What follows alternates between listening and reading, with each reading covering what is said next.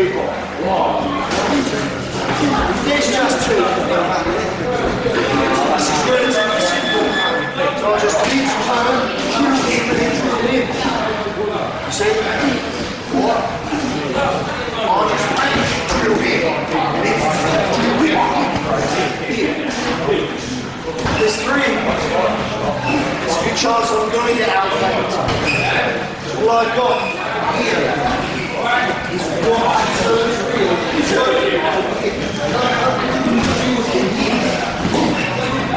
Drill with here. It's written body in a space. Slow it down. Insert it. Boom. We're using the ground. We're using it. Someone's got to hit it. Try to stay covered. Shield. Work like this.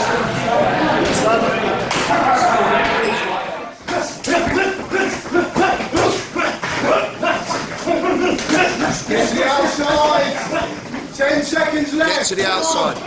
1 for them to come in. 5, get out of there, get out of there. 4, 3, 2, 1. Set time.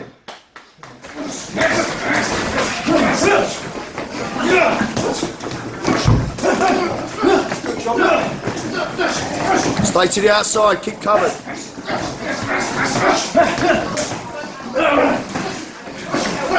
Relocate position, that's it. Turn him.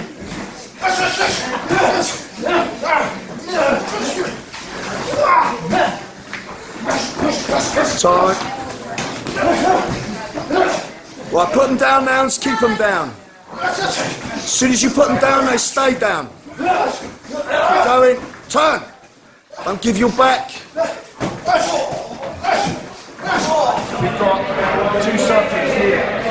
The first thing you're going to do is grab one and shoot from the other. That's what you've got to do. From here you're going to knee, snap, put him on the ground. From there, he's going to respond. He's either going to walk forward with the target, which replicates him just walking in, here, boom, which goes going to hit him, or he's going to throw a shot, or he's going to tackle. Right? So the one I need to be clinching is the one with the long pack, down by the groin. The other one is here. We're clinching, relocate. So we're going to try and follow him before I snatch him. As soon as I snatch him, we'll come all the time. So now, in this position, you've got 2 subjects. You've got to clinch in and move here.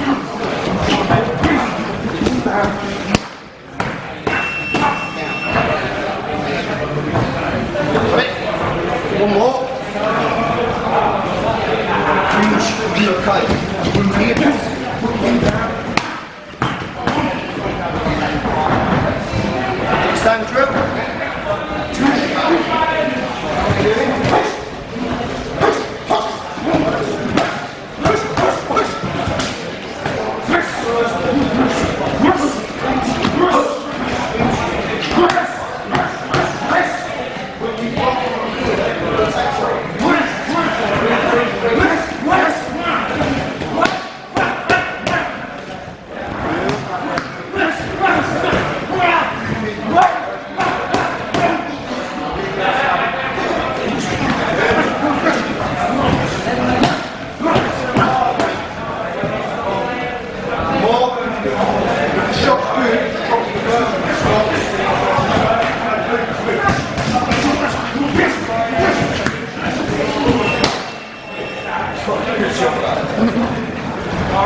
Same deal. So the way you want to deal with 2 people is facing 2 people.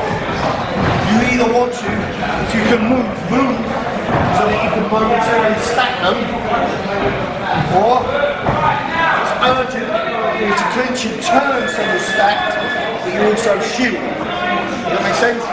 So these 2 principles are called stacking and shielding. They're the 2 essential principles that you need to do with walk and run. As soon as I grab this guy here, I must turn.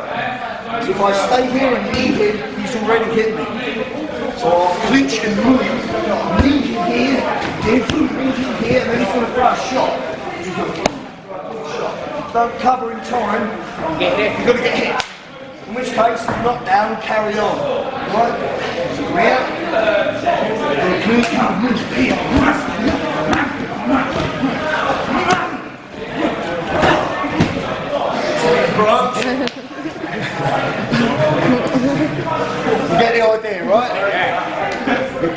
feed, as soon as you throw your shots, you feed your target. If it doesn't, grab hold of him and deal with him. Use control, yes?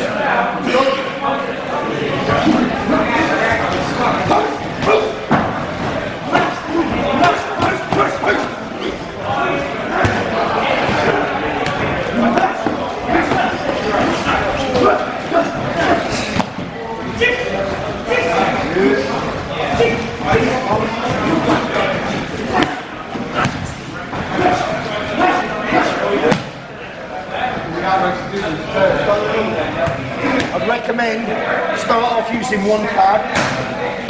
You feed one pad for one target. You've got one pad to throw shots. So going with commonality 85% as you throw with right hand. I'll go with that. For new starters to this drill, you'll clinch or move, knee here, put it down, collar from this big shot. From here now I'm clinching, puts the pad down, deal with him. Aggression, two pads. You can hit it from any angle as many times as you want. It continuously going to hit you. It's used to shield, to bring out. The benefit of shielding is making you shield and drop your head. And then you've got to come across and carry. So show me that.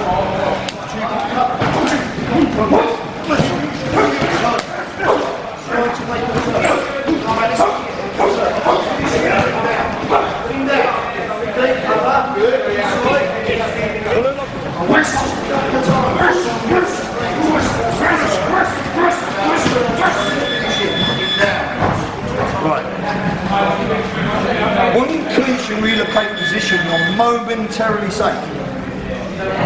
If you just grab a hold of him here, he's got one thing to do to hit me. And that's it. So I grab him, boom.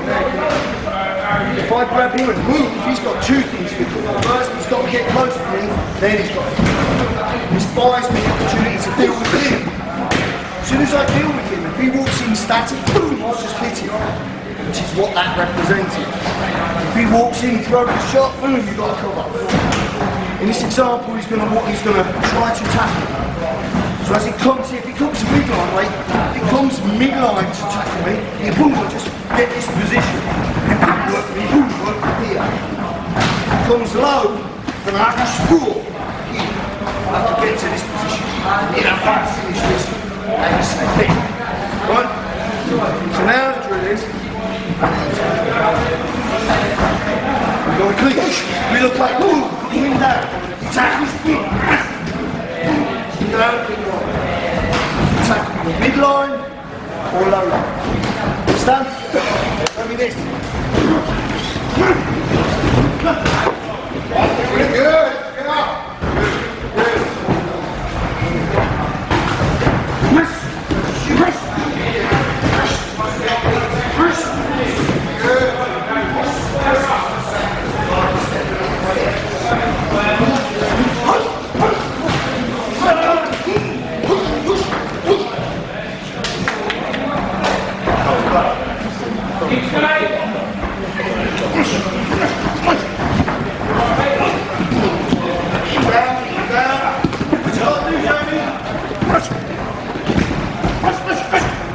Good.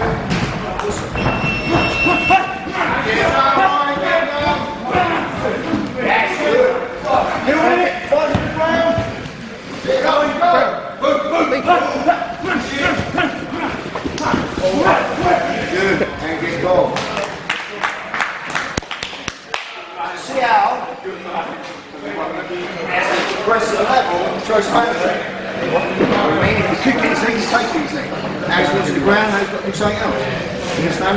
Always keep going. Right, I'm going to hit, I can hit it. Right, let's go. Push. Push.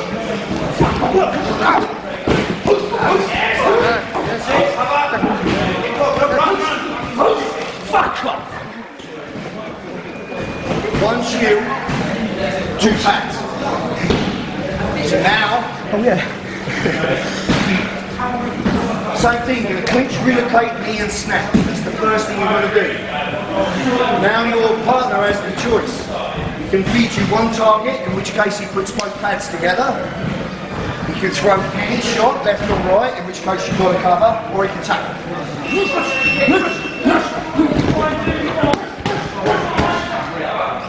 for the safe option, eh? I've got a palm to the back. Good. Tackle, put him down, push him down, get gone. Shots, spin the target or tackle. Next it up. Get it down, put it back. 1, 2, 3. Down, down.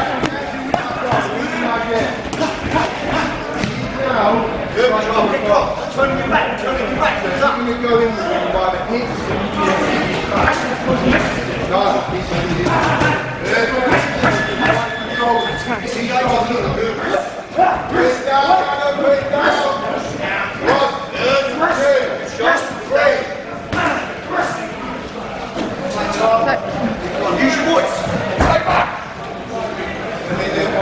When you get a situation like that where one is down and the other's coming, by the time you put two subjects down, if one recovers, there's a good chance he's only 50% committed.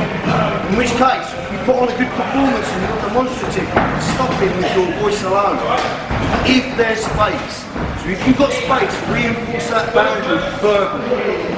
Suggest consequence. Fucking stay back or you're down. Hit that. De-escalate. It can just make the difference between you stepping forward and not. If it comes, you're where you need to be anyway. Understand? Use your voice if you can. 1, 2. Down. Track time. 2-on-1 is relatively simple to deal with if you stack and or shield. Because momentarily you need to create an option where it's difficult for the other guy to get to you. That buys you the opportunity to deal with the one that's in front of you. Does that make sense? That can go fucking tits up if one of them grabs you. For example, if I'm here dealing with him, and this guy's here, let's say, and I don't contact manage immediately, there's a good chance that he will move. Let's say that I have contact managed from here, and momentarily he wasn't around. He comes into view after. So let's say he's out the picture. He walks to me, I contact manage, I don't see it, I'm trying to deal with the situation. And then all of a sudden this fucker comes and puts me in a headlock. Now I'm in a headlock. The worst place that I can stay is here. Because now he's staving my head in, he's kicking me or moving me in the face, or he's stabbing me. So I have to know. I still have to contact manage. So let's go through it slowly. I missed him, he's pulled me into this headlock. If I could get out straight away, then I'm immediately stacked. Fucking drilling him, boom, fucking drilling him. The option is there. If he gets a hold of me, it's going to be difficult for me to move. So let's problem solve it. Let's look at options. He grabs me from here on to here. 2 for 1. Skills. You see how good I am bowling.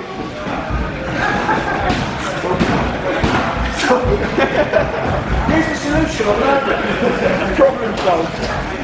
So I either get him here in front of him, or I get myself in a position where I can put him in front of him.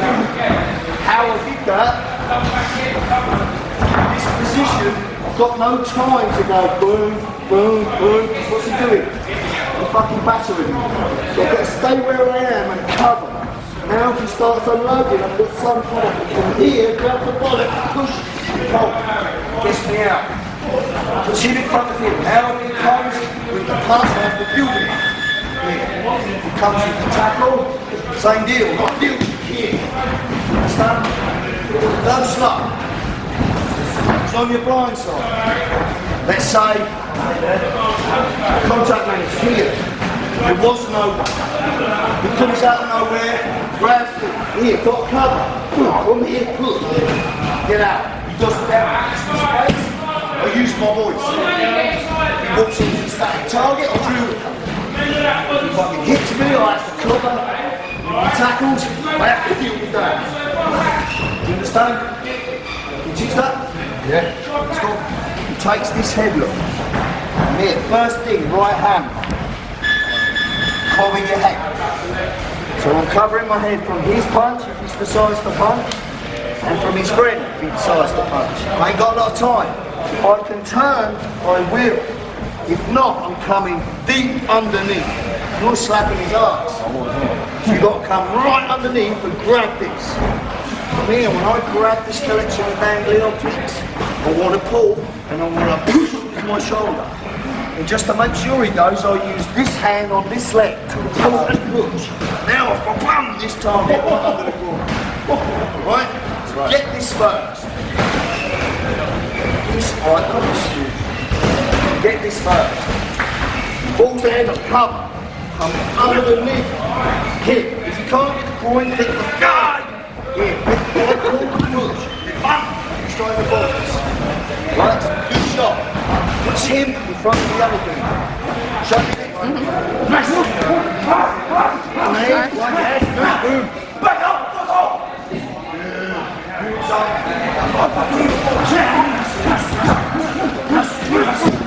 Fucking stay there. Don't come in.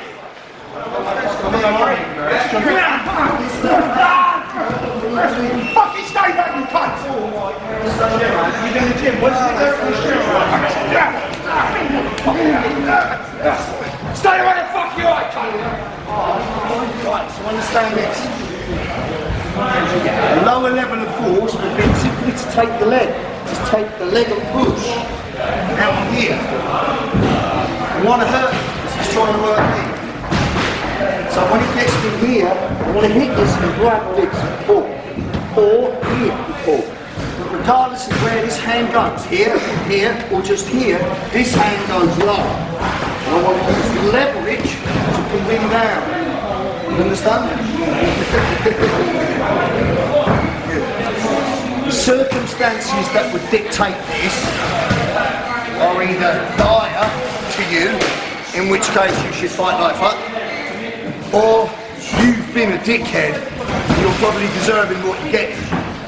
So one guy grabs you here, around the arm, and the other guy grabs you here around the arm, and they're fucking walking you. The last time I ended up in this situation, I was 17 years old, thrown out of a nightclub in Newcastle. And I probably deserved it. Do you understand? And when they took me, not knowing what I know now, they run me out the door, pissed, and threw me down some stairs. And because I was so pissed, I was so supple and everything else, I just bounced and rolled and I was. If you have been a dickhead, and two doormen grab you in this way, I'm not going to show you what to do, because you've been a dickhead. But if the situation is attempted abduction, so let's look at high profile, maybe a high profile journalist in Palestine, grabbed by two people, and now you're getting run into a vehicle. What can you do? Well, using my arms is not an option. I might have a headbutt and a bite, maybe. All I've got is speed. I've got to sit down, dig my heels in, and then use what I've got. I want you to imagine that you've had a massive spider phobia, and all of a sudden there was 50 spiders around you. And then you just kick like this to get yourself out. You understand? So you've got to target toes and feet. All I need to do, is catch one foot. Here I've got a nice shot to the groin, here on my knee, boom, there's a headbutt. All I need is to pull one hand out, and then I've got him, and then I've got him. Game over. There's no left big toe on here, right big toe on here, it's different every time you take part. The only consistency is sit and use your feet. Here, that's the only consistency. But we've got to use control like I do. You understand? Let's try this first. Freezing. Problem solved. What I've got. Boom, closest weapon nearest target. Boom, here. Boom, here. Here. Hand free, boom, here. Now, stop, isolate and look. Move real slow. Then build it up, make it non-compliant. Grab him and drag him. You understand? Let's go. Same thing applies, right? Let's say I get boom, I get this shot. Bam, I get this shot. As soon as I get this, fucking movement's on. If I manage to get hold of one of them, from here, let's say, bam, I get him off here. As soon as I hit him, I'm turning him. Same thing applies. Don't turn your back. Got it? Get an hand free, use it, zone and turn. Show me the hands. Get one more. Just wait.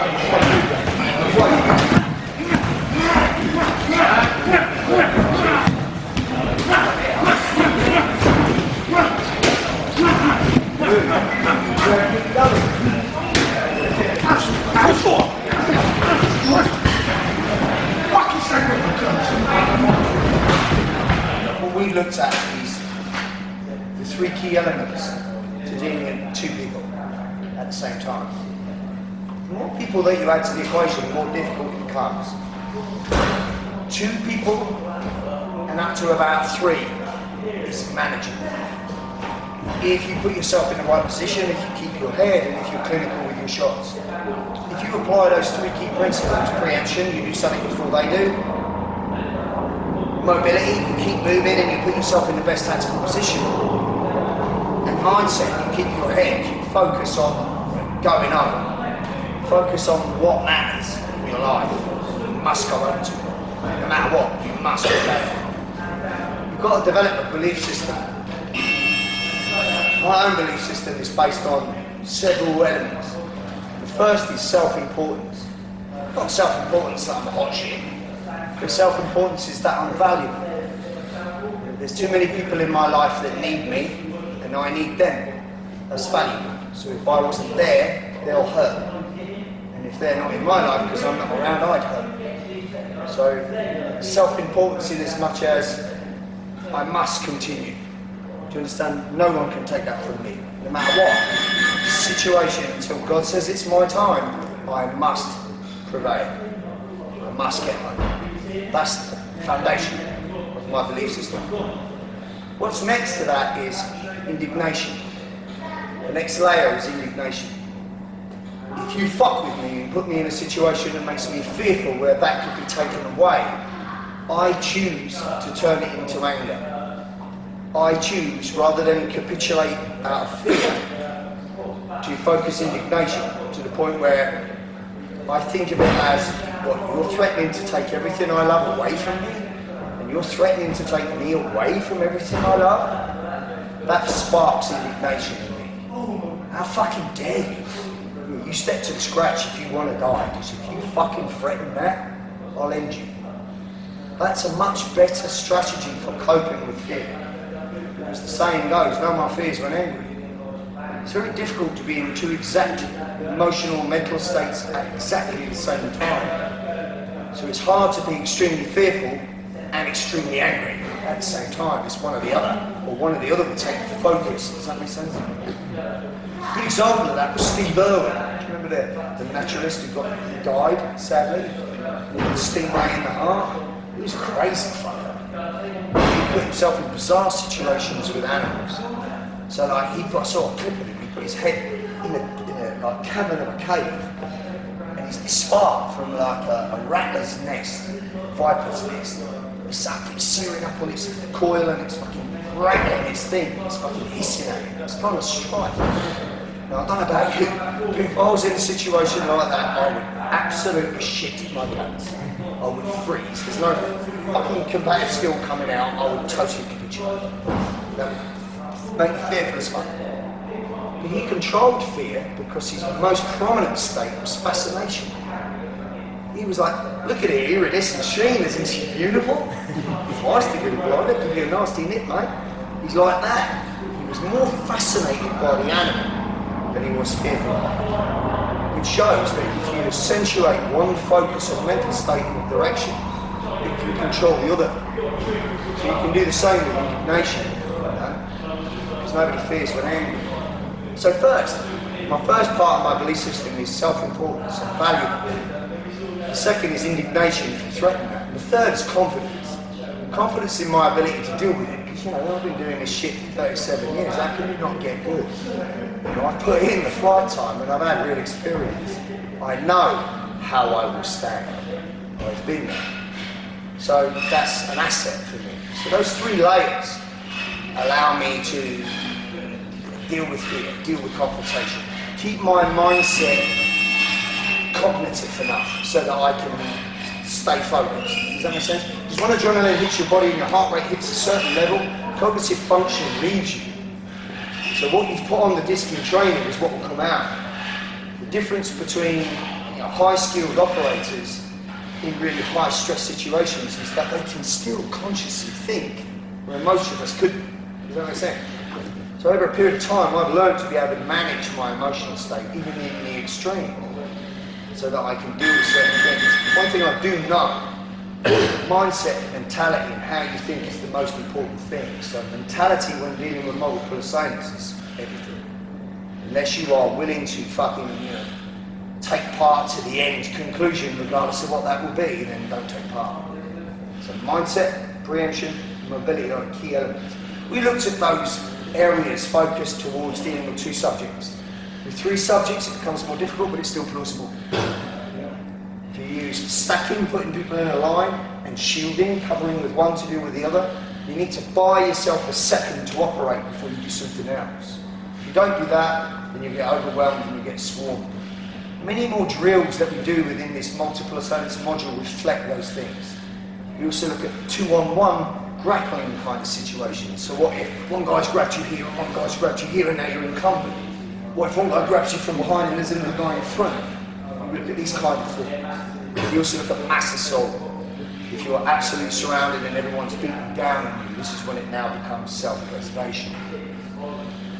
What we're going to look at in terms of multiples is what we've done so far. I just wanted to give you the strategy of where to position your body and the understanding of these 3 key elements, preemption, mindset, and mobility.